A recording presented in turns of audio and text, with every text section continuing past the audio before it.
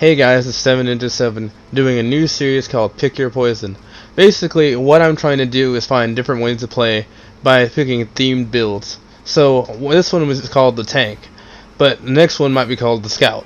So the main idea behind these builds is just to show you a new non-meta fun way to play, because this game has been completed a long time ago and people are kind of fitting just a mold, but I think that there could be more to this, just depending on perspective. One of the things I wanted to do, because the build I made today, it is in a sense a niche situation. You're not always going to have this situation, but you can in a sense still play the same role. So I'm going to walk you through the mindset you should have when doing this build. Alright, so you're going for Asgardian, right? But the main thing you're really trying to do is grab aggro. Now you may say, hey Ninja, didn't you say this is a tank build? It is. But Asgardian is not always going to be used. You'll run into issues where you popped Asgardian, but you realize, hey, this guy in front of me was only by himself, and there's a bunch of guys on the other side of the map. So what this other side, this other part of the game plan, aggro grabbing, is simply a mindset thing that you have to do. You have to think about constantly. So what I'm going to tell you is, it's kind of like being a flanker. You're going to want to flank, but you're really just trying to attract their team so they're looking at you. For whatever reason, whenever a team sees one singular guy, at least in my experience, they tend to turn all the way around to go after that said one target. It's happened multiple times in my experience. So what you could do is flank around, grab their attention, build up the money, getting kills, getting gems being those crystals you see on the map, and getting your Asgardian as much as possible. If you do have boosters that can help you, shave off some of the cost, I mean, do it.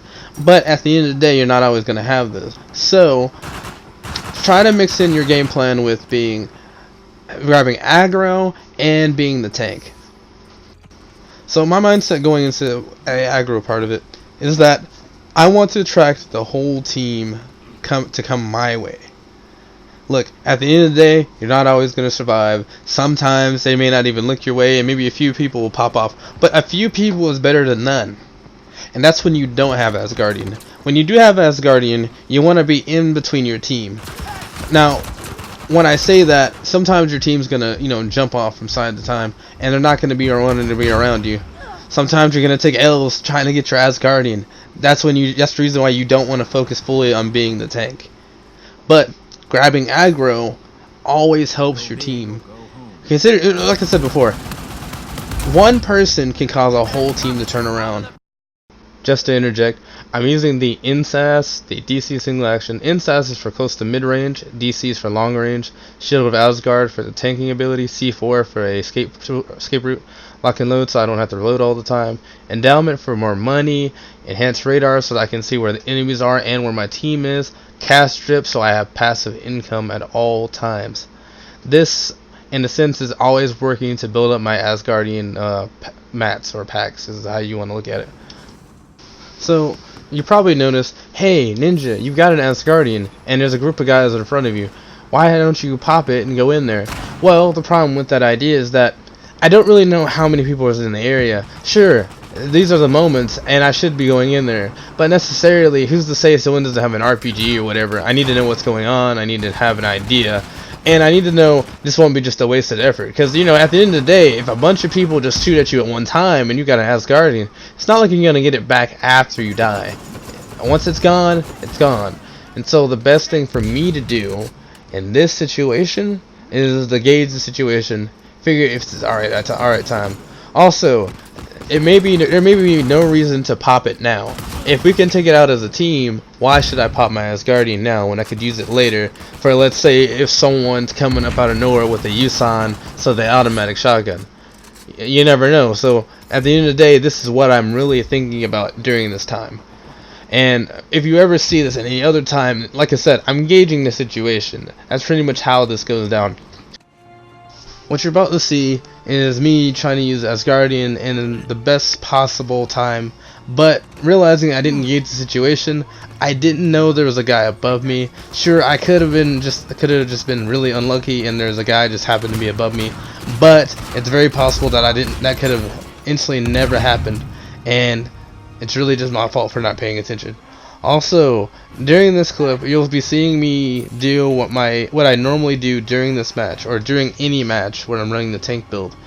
So you're gonna see me pick up endowment treasures. You're gonna see me pick up just treasures around the area. You're gonna see me help out my teammate when I'm doing aggro grabbing, because sometimes you just can't always be away from your team.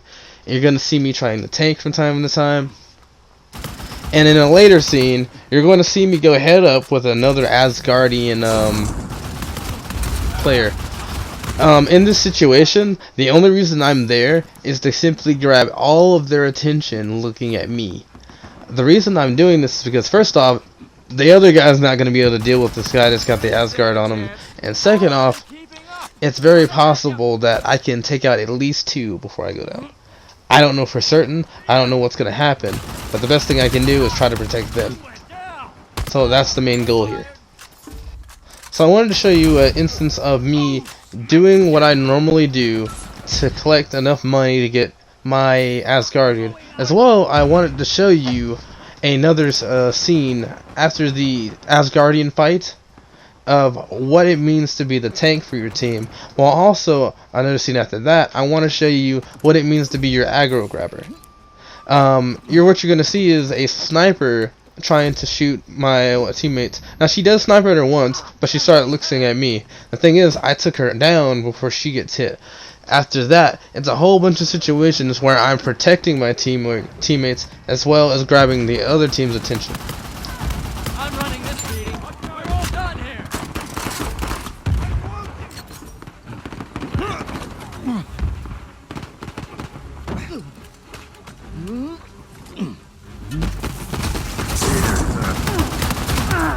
Coming at you.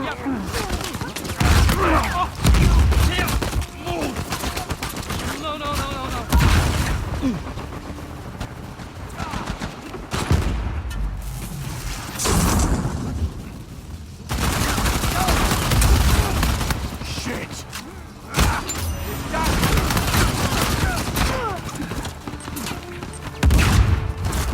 Going out.